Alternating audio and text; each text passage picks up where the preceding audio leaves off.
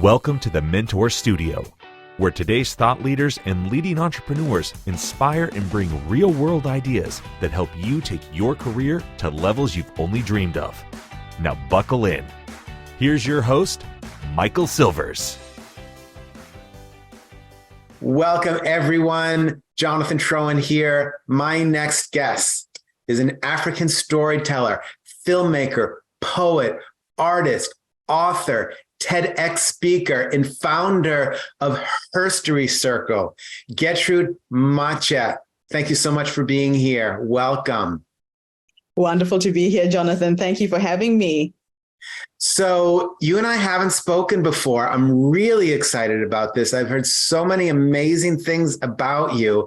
And so this is really an opportunity for me. I love this because I really get to learn. So I want to hear about the HerStory Circle and what your mission is with that. Okay, I think when I talk about HerStory, I have to go back to why I created it. So I collapsed with congestive heart failure on the 27th of June, 2017. I had been married for 27 years. It was a 31-year relationship. Everything was gone. My kids had grown up. I lost a 4.5 million property investing business. I lost my health. I lost my wealth, and I was living in my car. And I remember thinking, there's got to be other women like me who have gone through this experience. I know I'm going to get myself back up on my feet, but while I'm doing it, I need to share this story. And I wanted to transmute the pain, the hurt, the disappointment into gold. So I put a post on Facebook that went viral. In 48 hours, I had 2,500 women who responded in 15 countries. Now, prior to this, I had a bit of a track history. I had a bit of a following on social media. I was a motivational speaker. I have been to 56 countries. I can't tell you how many towns, cities, villages in between. And so my community responded, and I didn't realize I had that much influence. So I launched this initiative in Las Vegas. I had 100 women, all speaking like they're doing a TED Talk. And the vision was, if 100 women could bring 10 friends, we'd have 1,000 women at that event. And that happened. The second event was in Wellington, New Zealand. The third was in Sydney, Australia. Beginning of 2020, I got a scholarship, or rather a grant, from the New Zealand government. Through the Department of Tourism, they were inspiring organizers of events and conferences who bring people to New Zealand. And I was given a $150,000 grant that paid for my social media, my marketing. It paid for me to travel around the world and recruit speakers so I could have a big event in June 2020. So off I went to Norway in January. In February, I was in London. In March, I came back to New York. COVID happened while I was in New York, and everything stopped. Everybody said, you've got to go back to New Zealand. There's a virus. I had 15 events that were canceled for the first quarter of 2020. So you can imagine, I've paid for venues, food. Nobody could refund me. On the way back to New Zealand, I stopped in Australia. I did 2 events in Australia, 2 events in New Zealand before the world came to a standstill. Now, 2020 was a very interesting year. I had a couple of family tragedies that had happened prior to this. I had lost my father. I'm from Zimbabwe originally. I'd gone back to Zimbabwe. After 2 years, I couldn't travel because I was ill. But when I got better, I went to see my parents, and my mother was very ill at the time. Everybody thought my mother was going to die. She had early Alzheimer's and Parkinson's disease. So I went back to Zimbabwe, spent 5 weeks with my parents, and slowly my mom was getting better. She was bedridden when I got there. She couldn't stand in the shower. And I would walk her down to the main gate of the house every day, and she was getting better. The day that I was supposed to leave Zimbabwe, only way I can describe it is I could feel death in the house.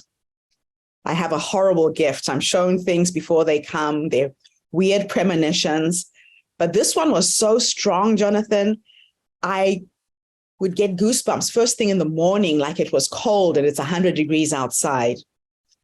So I said to my partner at the time, I can't go back to New Zealand. My mother's going to die and I need to be here. He thought I was crazy. He's like, Getrude, don't be superstitious. This isn't true. I said, it's just a feeling I have. I'll come back when I'm ready. So he came back to New Zealand because he had to go back to work. 10 days later, my mother crashed again. I'm rushing her to hospital. My dad had gone to church. It was a Sunday. And I called my father. I said, Dad, I've taken mom in. Please follow. He said, don't worry. I'm on my way. As I'm rushing my mom through emergency, my cell phone rang. There's someone on my father's phone.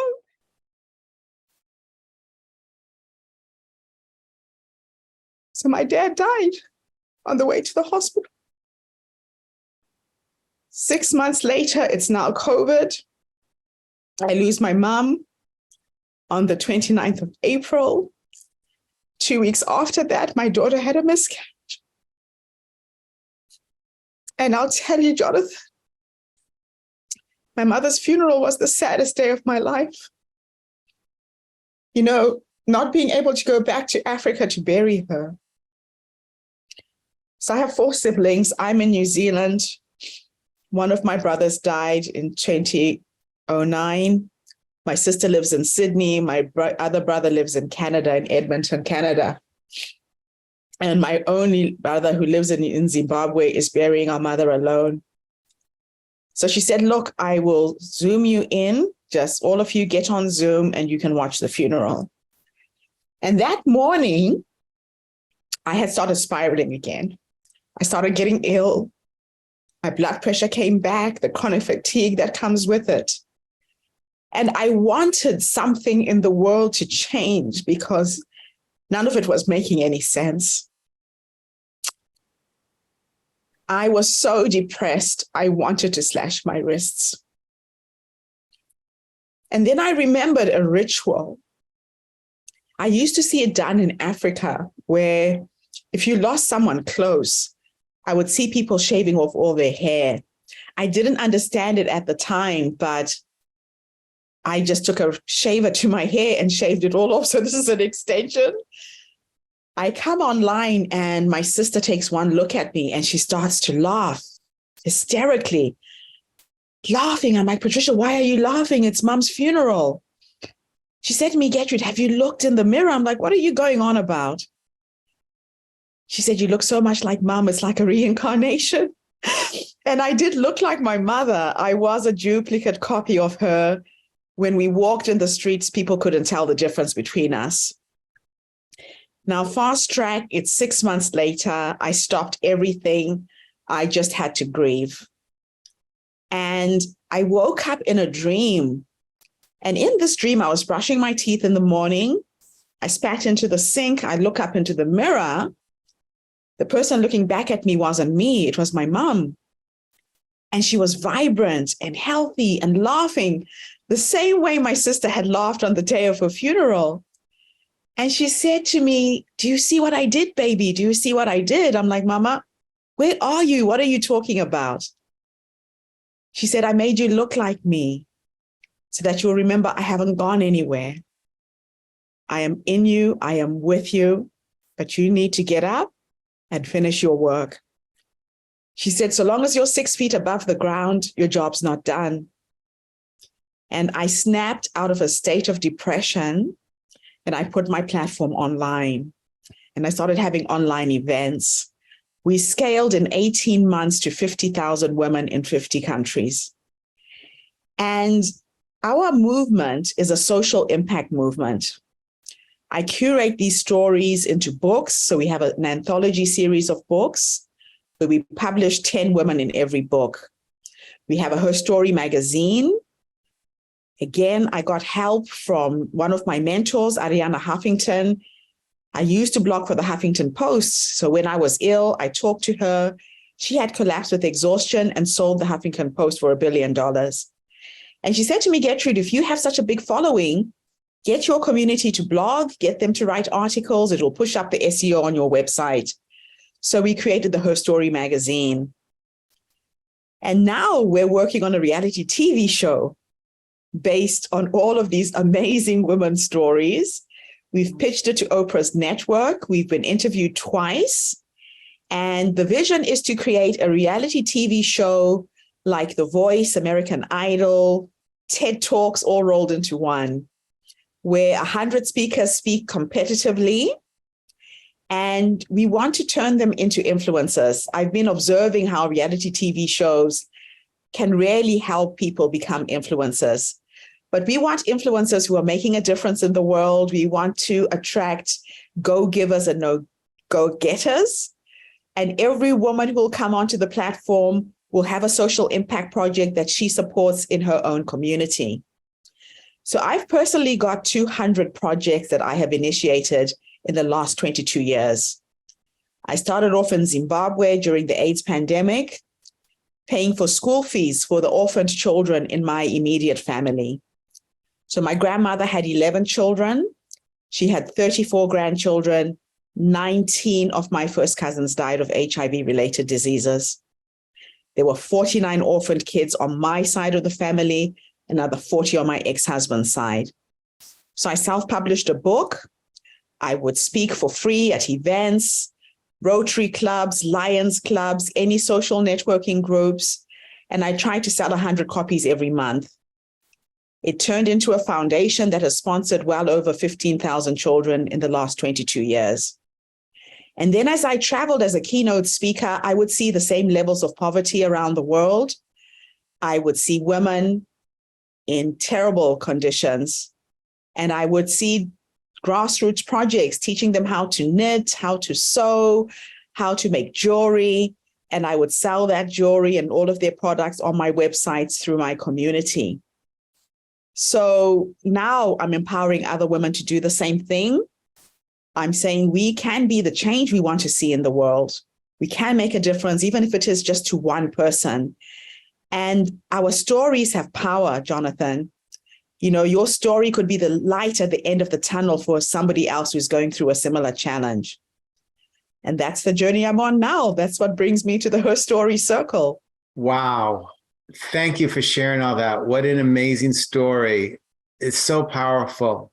It seems like there's when you take it all together, this part of sharing your stories and making sure that other people share their stories, but then also making sure that there's a way to give back to these communities, you know, making sure that you know, the jewelry that's being made is going to be sold. Do they play equal importance? Is this about giving, about sharing voices? Is this about making sure we give back to those communities that need our help and maybe they were left behind? What's most important here, or are they all just an important piece of the puzzle? They're all an important piece of the puzzle, Jonathan. I have created a bridge between women in Western countries and those in the developing world. A lot of us are left behind just by the circumstances of our birth, our parents, our locations. I was one of those women. I was just fortunate that I had two amazing parents who realized that if they educated their kids, we would get out of poverty. So I was born in a hut with no electricity, no running water. Most of my relatives are in those conditions to this day. So I feel very privileged. I feel very lucky to have had my parents. When you saw your mother in the mirror speaking to you, I'm just trying to understand what that feels like. It was an incredible feeling. You know, I've always grown up in a culture where we believe that the dead aren't gone, that the dead are with us, that we just transmute into a different energy form that we can't touch, we can't feel. But we've always had what we call ancestral worship, where those who've come before you guide you to where you're supposed to go. Those who come before you are the connection between you and God, you and spirit. But to experience it like that was just incredible. And what was beautiful is she was healthy and vibrant and full of life and laughing. And that was the memory of my mom. So that was the person that she was in this life. And that's the person she still is.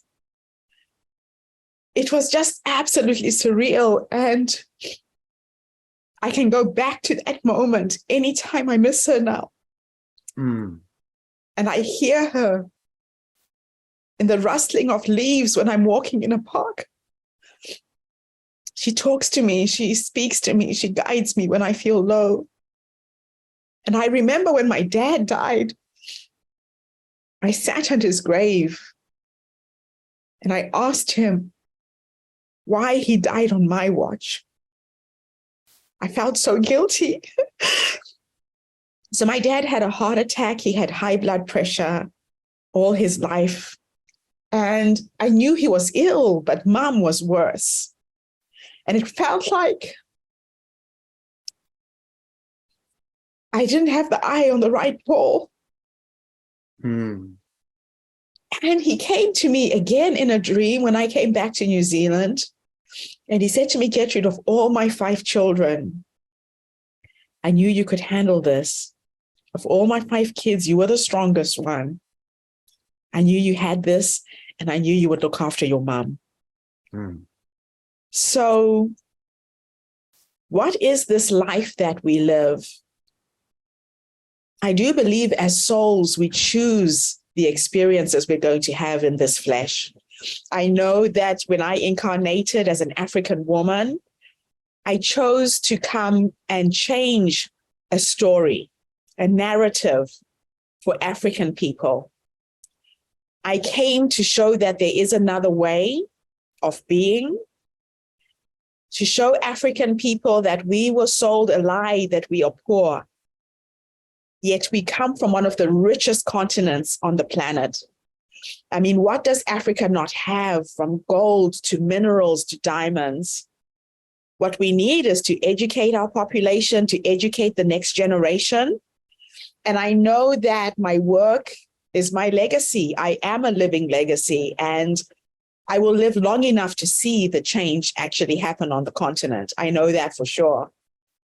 So it's exciting to be alive. It's exciting to get a second chance. And when I heard about your show, the Self-Love Revolution, your movement, I'm reminded to take care of myself. I have not taken care of this body, this suit that I wear. And it's been hard to get back on my feet. It hasn't been easy these last 5 years, but I'm slowly getting there.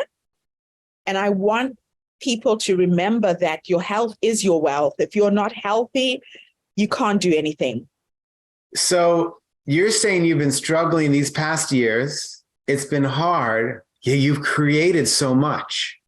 So I'm going, okay, well, when you start taking care of it all, when you got the health, the wealth, all of that, like, what are you going to create? If you can do, because a lot of us, we're tired. I'm tired and I need my energy, and then I'll create something when I figure out what's wrong with me. But you're there creating. Like, what are you going to create when it's post-pandemic and you got it all back? That's the magic of what's coming, and I feel it. My mother used to say I was ADHD, I just wasn't medicated. I was just one of those kids who was born with a lot of energy. I have done some incredible things. I've managed to turn 24-hour days into 36. And that's how I've been my whole life. So this has just been a slowing down of that energy. The magical thing that did happen that has helped me recover really fast, Jonathan, is my daughter got pregnant straight after the miscarriage she had. And she gave birth to a beautiful little baby boy last year. The day that I held this little baby, I feel like This little soul jumped into one body, failed to come into the world, and said, whoops, I need to go back. And he jumped into the next little body. And he came to mend his grandmother's broken heart. Jonathan, when I held this baby, he filled every hole that was in my heart, all the loss that I experienced in the last 2 years. He's the most incredible little human. And when I'm with him, I can't do anything but be present to his presence. You know, all of my worries melt away. And he's like me, he's ADHD, so you have to watch him. Now he's walking. He is in this corner of the room in 1 minute. The next minute, he's in the next corner. So he commands your attention, and I can't be depressed. I can't be worried about anything. I am fully focused when I'm with him. And I have this sense of appreciation that I get to see the next generation. And everything I'm doing right now, Jonathan, is for him. It's for me to leave this planet a better place than I found it, so that when he grows up and his children grow up and his grandchildren grow up, they can say, we had this crazy little African grandmother who came from Zimbabwe with no money, with her 3 children, and created a life in New Zealand and now lives in Australia. And this is what she did for us. My grandson is everything to me. And your first grandchild is named by you. So I had the privilege of naming him, and I came up with all kinds of names. And my daughter kept saying, Mom, wait until he's born. Wait until you see him first. And then I changed all of his names when I saw him, and I called him Matida. And Matida means, God, you have blessed us. This little human being is a blessing to our family. He came at a time when the world was in absolute chaos. So African names have a meaning.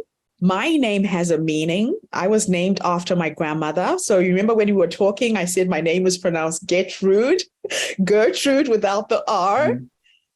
My grandmother was born in an orphanage. No, she was put in an orphanage.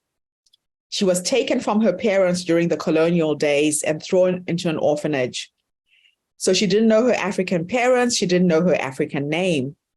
And she was named by a German nun, and she called her Gertrude. So Gertrude is a German name. And my grandmother was very bitter about this. She didn't know her people. And she said when she turned 6, when she could read English, she decided to drop the R in Gertrude as an act of defiance to piss off the nuns. She said the nuns would beat her until she was black and blue, and she refused to put that R back. So now my grandmother's name has a meaning, and that's why I've kept my misspelled German name. It confuses people. They call me Gertrude, and I insist that no, it's Getrude. So our names have a meaning. Wow. You know, you mentioned about Africans being incorrectly taught that they were poor, and how we need to educate everyone so they know the wealth that they have inside of them. And of course, the country has diamonds and gold and everything there. Do you envision returning? You're in Australia now. Do you envision returning to Africa at some point? Is that still home to you? What's home to you? And do you picture yourself living there again? Home for me right now is where my children are and my grandchildren are. But I go back. I go back almost 2-3 times a year. I have a foundation. I've taken over a small primary school that I fund. So I go back very regularly. And I think I will die in Africa. Africa is in my blood. Eventually, I will go back. But right now, I am with the living. I am with my daughter and my sons and my grandson. So home is where my family is right now. What do you want to make sure you're remembered for? I want to make sure that I am remembered for creating social impact in communities worldwide. I want to be remembered for that woman who woke people up to see the poverty in their own communities and do something about it. You know, a lot of times we sleepwalk through life. We drive and we see the homeless on the sidewalks and we don't acknowledge their humanity. Unfortunately for me, I was born with a lens that sees everything. I'm an empath, so I absorb the pain, the sadness of other people. And I just want to wake enough people up. And I know not everybody will get this message, but there will be a critical number of people who do. How do we wake people up? In Africa, we have a philosophy which I live by called Ubuntu. Ubuntu, ngamuntu, ngawantu. If you literally translate it, means a person is a person through other people. It's our way of expressing the condition of being human. So in Ubuntu, there is no you, there is no me, there's only we. We say that if a tree falls in a forest and nobody sees it, did it really fall? So my existence is hinged on you observing my being right here. If you didn't see me, I wouldn't exist. And it's woven into our language. It's woven into how we greet each other when we meet. In Southern Africa, if you meet someone, you say sabona. And sabona means I see you. It's the acknowledgement of your humanity and mine. It's not the seeing of sight. It's my acknowledging that you're another human being.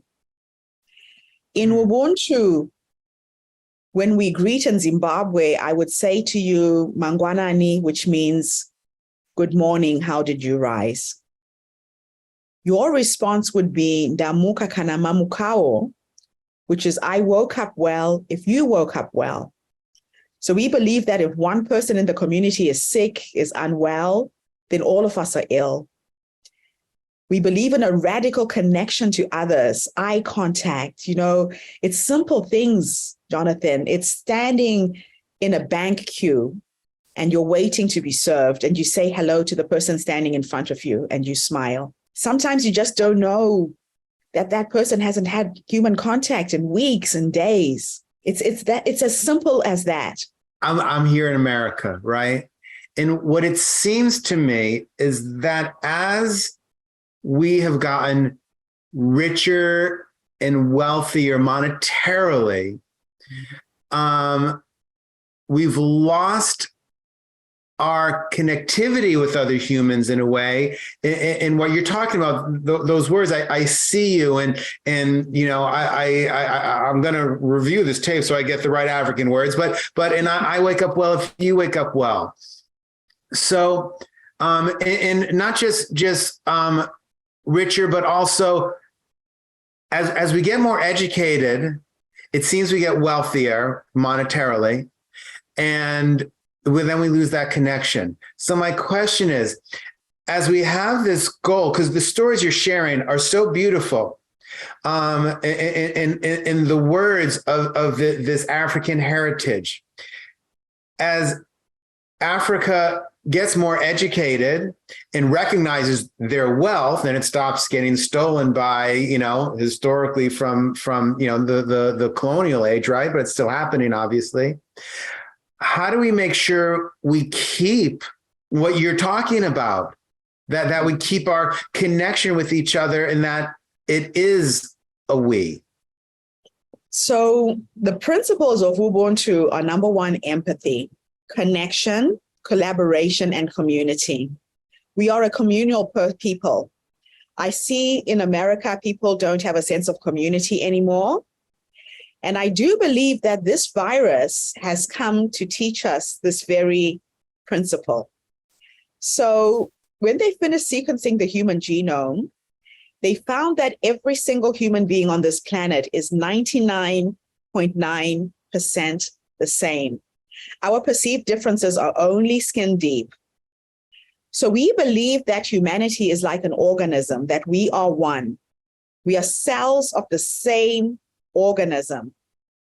And right now, if one person in the world is not okay, guess what?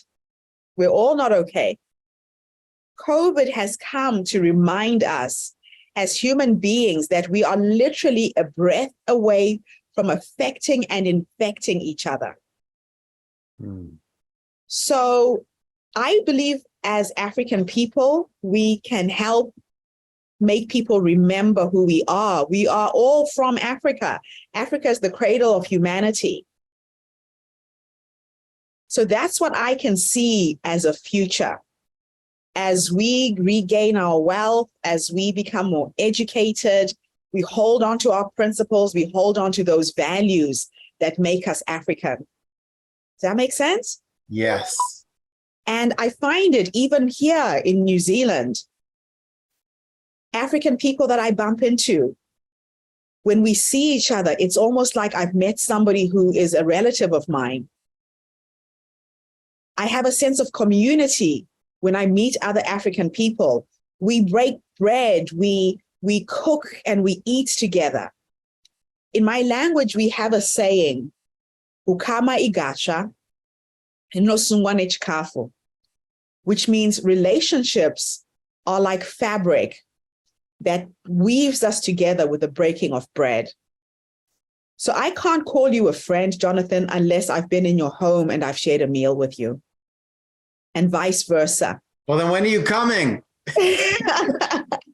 I'm coming in March, so you can get to meet me in person if you like. I cannot wait. I cannot wait. And when COVID happened in my street in New Zealand, one of my neighbors came and put letters in every single household in my street. This man's name is John. His wife's name is Jane. And he said, if anybody needs help, this is my cell phone. If you need to go and get some groceries and you can't go out, just give us a call. I discovered that there was a family 2 houses away from my home. The wife was disabled. She had just had a baby. She had a little 3-year-old. And I would call her and just read stories to her little son so she could have 2-3 hours of rest looking after the baby. So this man created a Facebook page, a Facebook group for my street. For the first time in the 21 years I had lived in New Zealand, I felt that I had a sense of community. So it's already happening, Jonathan. COVID, when these catastrophic events happen, the universe is stopping us in our tracks. Look at what's happened with carbon emission, the number of flights that were canceled during COVID. The earth is breathing again. So something magical is happening right now. The Chinese write the word for crisis with 2 symbols. One stands for danger, the other stands for opportunity. So we've been gifted with a dangerous opportunity to change our world, to change how we're doing things, to see each other again. I'm really excited to be living at this moment in time. You're obviously an amazing storyteller. And now you're helping bring others together to share their stories. For someone who knows they have a story, but they hear you and go, well, I can't talk like she does, right? How do they begin to share their story? How do they make that step from hiding to sharing? Somebody is waiting to hear your story. Imagine if by sharing it, you changed one person's life. That's how I started. I knew there would be a woman who's divorced, who's widowed, who's separated, who's broke and broken, who would observe me and say, if she can do it, I can do it too. And we have to honor our stories, Jonathan. There's nothing special about me. The only special thing is I've said this story so many times, I can say it well, and it just comes with practice. It's just practice in articulating the story. But you need to honor your own story, everything you've gone through, and share it. How do you define the word success? Success for me is when I see the results of my labor, when I get those emails online with people who've watched my videos. I got a LinkedIn message yesterday from a little girl from Zimbabwe living in Norway. And she was doing a social entrepreneurship business degree. And her professor played my TED Talk. And she plucked up the courage to go on LinkedIn to find me. And she said, Gertrude, I am so inspired with what you've done. I'm so inspired with what you're doing. I know you might not answer this message. Can you be my mentor? Can you be my coach? And I responded immediately. She couldn't believe it. She was in tears when I talked to her on Zoom. And that's what is success for me. It's people reach out to me and they see me and they see what I've done. Because sometimes you just have to be a role model, an example of possibility for other people. When I went to Zimbabwe the last time, I was at the school. It's a little primary school. I started a preschool because most children were not getting anything to eat. We had had a drought, we had torrential rains. And so I started a feeding program in my school so the kids get a bowl of porridge every morning. Before I knew it, all the villagers were sending the under 5-year-olds to the school for food. So I started a preschool. And these two little girls, they were about 3 or 4 years old, were holding hands and just following me around the school the whole day. They were like a tail. And I would stop and try and listen to what they were saying. And then I heard one of them saying, "Oh my gosh, Mrs. Matshe is so beautiful," she said. And then the other one said, "And you know what? She's driving the car." And I realized at that point that I just had to keep showing up, Jonathan, as the possibility. So women in my village don't drive. All the men drive the cars. And these two little girls saw me driving a vehicle. Now imagine what that did for those kids.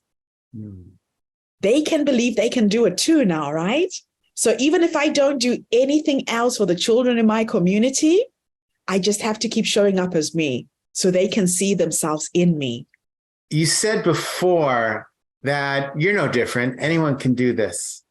But I need to push back on that because you see people making jewelry and you make sure it gets sold. You see people aren't getting enough to eat and need education. You start a school. Now, lots of us pass by these types of things every day, even in wealthy countries, right? We drive and you know, there are things we wouldn't want to admit, you know, even down the street.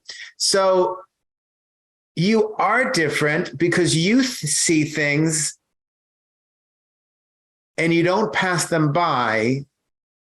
You take an action. Why are you so different from so many of us that see those same things? It's my upbringing. I grew up with a grandmother who brought me up from the age of 9 months until I was 3. I grew up with parents who were givers. My grandmother would give away food that she had cooked for us. If she saw someone walking past our hut, carrying a load, looking like they're traveling a distance, she would call them into the house and give them all the food to eat. And I'd say to her, "Why are you doing that? We're hungry." And we would sleep on empty stomachs. We weren't wealthy. And she would say they need the energy. They're traveling. We'll eat tomorrow. And we would sleep on water. Now, what that did for me is it's almost like a drug. My grandmother would say this universe is like a giant bank, and you have to keep depositing good deeds. It will never come back from the person you help or the people you serve, but it comes back tenfold in the most magical ways. And I'll tell you, Jonathan, I have had a spirit-led life. I've had life experiences that defy gravity. Situations where things have happened that it's almost like miracles. My life plays out like a series of miracles. And I know that if there is karma, There is something that happens when you give. You're giving to yourself, not to the person. Hmm. And the feeling that you get when you give, that's why I'm saying it's like a drug. It fills me up. It gives me joy. And I never get to meet these people, but I do get sometimes to go full circle and meet them again. When I collapsed with heart failure, I collapsed in Bali. I was in Indonesia. And I had first gone to Bali 21 years ago. I was a keynote speaker at an event. And I decided that as I traveled around the world, I would just look for orphanages and give to orphanages. So I went and visited an orphanage. I'd raised $1,000 for these kids, spent the whole day there playing with the children. And when I was leaving, the nuns who ran the orphanage told me that there were 3 little girls who had turned 18. And if they let them go, they would end up in prostitution because they didn't have money to send them to college. I asked how much it would cost. It was only $500 a year. That was a no-brainer, Jonathan. I went back to New Zealand. I fundraised for 3 little girls in an orphanage in Bali, sent them to university. 9 years later, one of those girls found me on Facebook. She wrote me the most beautiful message. I still have it framed on my desk. She said, "Getrude, you are my African mother." She said, "The money that you paid for me to go to university helped me do a computer course because I wanted to be like you." She said, "I managed to put 2 of my little brothers through university because of that gift. If you ever come back to Indonesia, you need to know you have a daughter here." So I go back to Bali often. I have an Indonesian daughter. I have grandchildren there. And the day that I collapsed, I wasn't staying with her. I was staying in a hotel in a spa that my daughter had paid for. But I went and had lunch with her the day before I collapsed. So that was the first miracle, right? The day I collapsed, I have a taxi driver I hired for the week. I know that most Indonesians make $1 a day. And if the man doesn't own the car, he's probably getting 20 cents a day. And that was the case with this man. So I said to him, "If you come on time every day, you've got my job for the whole 10 days that I'm here. Just show up on time. I'll give you an extra $20. And this man would come religiously on time. Now, because of traffic, he didn't know which hotel I was in. He was picking me up 3 blocks away. Now, imagine the day I collapse, we are sightseeing in a rice field. I've left my ID. I've left my passport. I don't even have my wallet. This man saved my life, Jonathan. He did not wait for an ambulance. He put me on his shoulder, put me in his car, and drove me to the nearest private hospital. I would not be here if it wasn't for him. I woke up 5 days later in intensive care. And there he is at the foot of my bed like an angel. He did not leave my side. So he didn't know how to contact my family. The only thing he knew was that my name was Getrude. But because I had lunch with my Indonesian daughter the day before, he called her workplace and said, "The woman I was with yesterday is in intensive care. I don't know how to contact her family." And I had taken my kids to Bali. They know Victoria. She called my sons on Facebook and she reconnected me with my kids.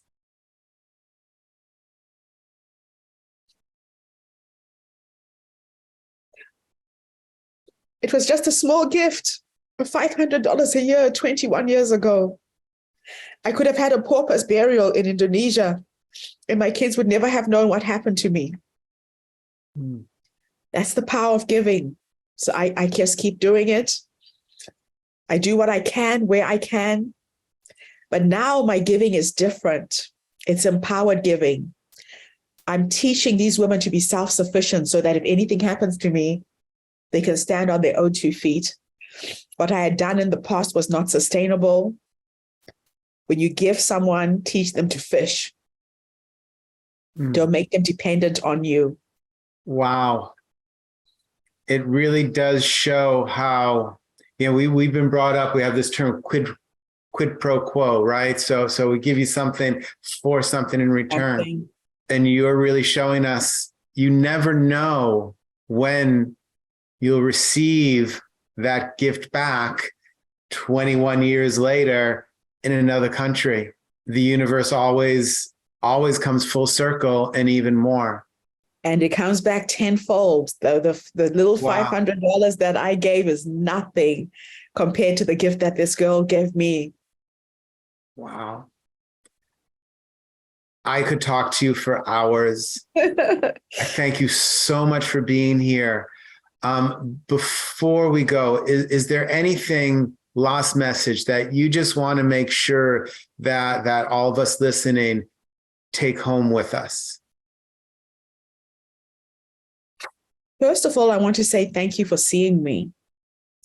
I want to say thank you to Michael Silvers, the Mentor Studio, for seeing me, for seeing the person that I am, and for sharing my story, because I wouldn't be on your platform if it wasn't for him.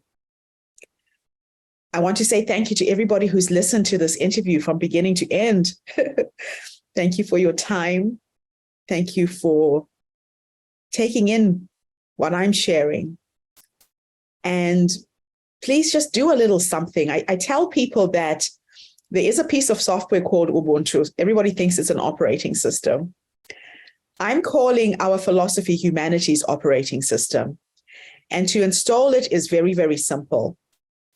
You put your family first. Are you paying attention to your wife, your husband, your significant other? I mean, really paying attention. How are you? How are things going at work? Are you paying attention to your kids? How are they doing at school, at university, in life? So you put your family first.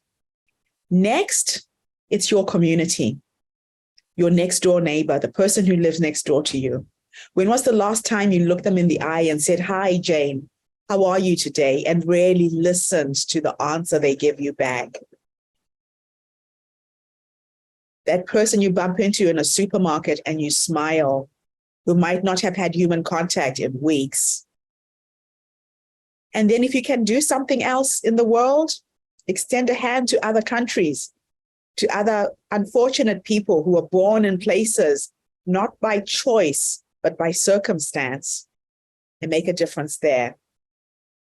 So it's your community first, then do something somewhere else in the world. Getrude, with no R, Getrude, thank you so much for sharing. Thank you for being with us today. Thank you, Jonathan. Have a fantastic day. We're honored that you invested time with us today at the Mentor Studio. Now, don't be greedy. Share this knowledge bomb with all your dope peeps on Facebook, Instagram, and Snapchat. Actually, we'll even pay you to do it. To get the deets, please check out thementorsstudio.com.